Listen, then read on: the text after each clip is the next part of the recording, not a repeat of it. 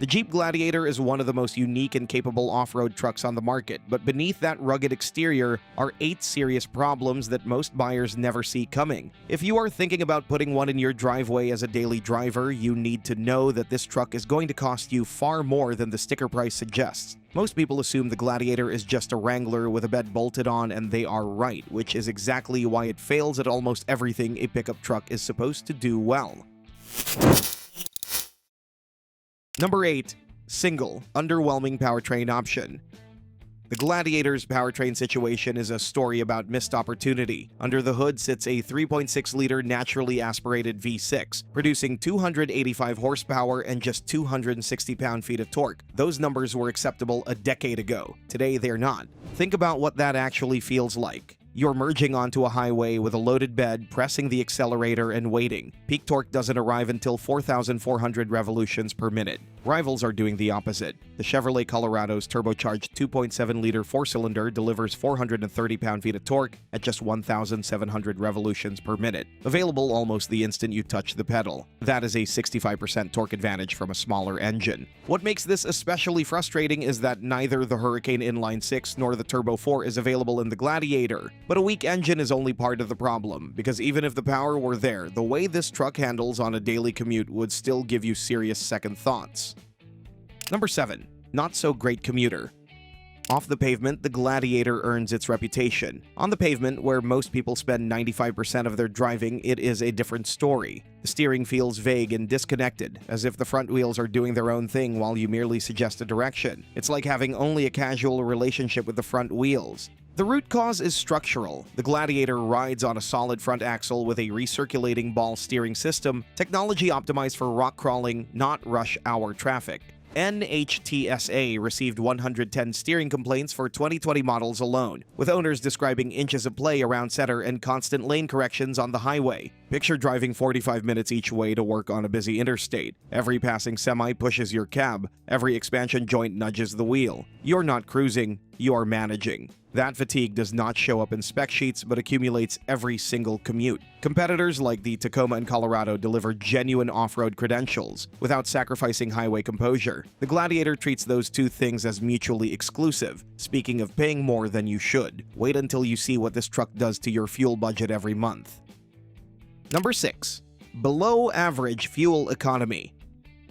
You would expect a modest engine to at least reward you with strong fuel economy. The Gladiator disagrees. EPA ratings come in at 17 city, 22 highway, and 19 combined miles per gallon, which is near the bottom of the midsize class. The Toyota Tacoma manages 21 combined. The Ford Ranger reaches 22 combined with significantly more power to show for it. Real-world fuelie data from hundreds of owners shows consistent results in the 13.8 to 15.7 miles per gallon range in typical driving. Running the numbers on 15,000 annual miles, Gladiator owners are spending roughly $280 to $380 more per year on fuel than Ranger or Tacoma drivers, close to $2,000 over 5 years, producing nothing in return. The Gladiator is simultaneously slower, less powerful, and less fuel efficient than key rivals. Other trucks ask you to choose between performance and economy. The Gladiator delivers neither, and if draining your wallet at the pump isn't enough, the cabin is about to drain your energy in a completely different way.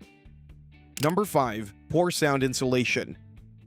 Get the Gladiator up to highway speed and one thing becomes immediately clear. It is loud in here. Professional testing has measured cabin noise levels of 74 to 75 decibels at 80 miles per hour with the soft top, which is well above what most drivers would consider comfortable. Even the hard top still trails the competition noticeably. The upright windshield and squared-off body panels, the same traits that make it capable off-road, generate significant wind turbulence at speed. The removable panel system adds unavoidable gaps and seals that introduce further wind infiltration, worsening with every additional mile per hour. On a 2-hour road trip, you are raising your voice to finish a sentence. Your audio system is competing with wind roar. By the time you arrive, you are tired, not from the drive, but from the noise. The fact that a thriving aftermarket of noise-deadening kits exists specifically for this truck tells you everything about where the factory product falls short. But a noisy cabin is an inconvenience. What comes next is something closer to a safety concern. Number 4. Towing capacity issues.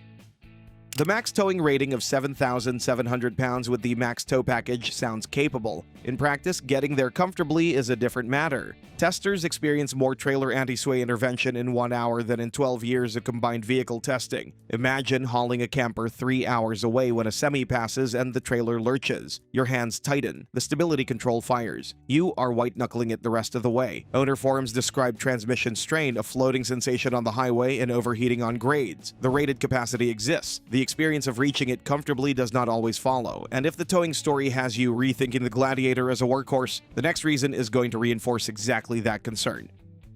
Number 3. Single cab would be nice.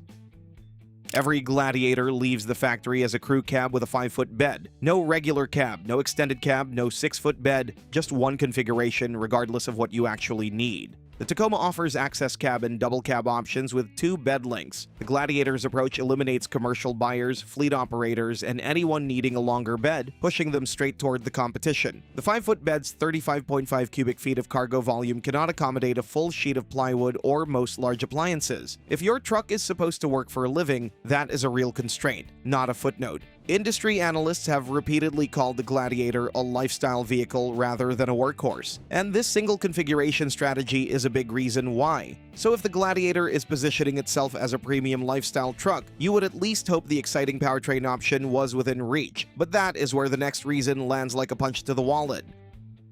Number 2. V8 will cost a fortune.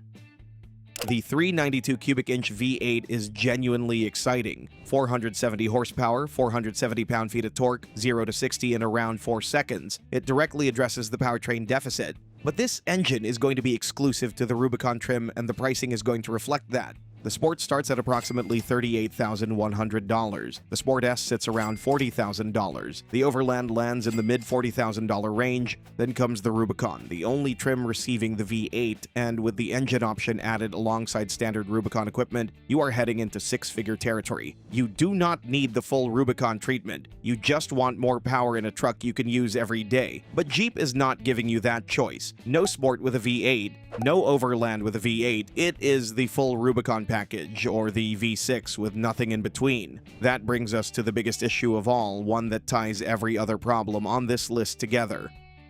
Number 1. Questionable value.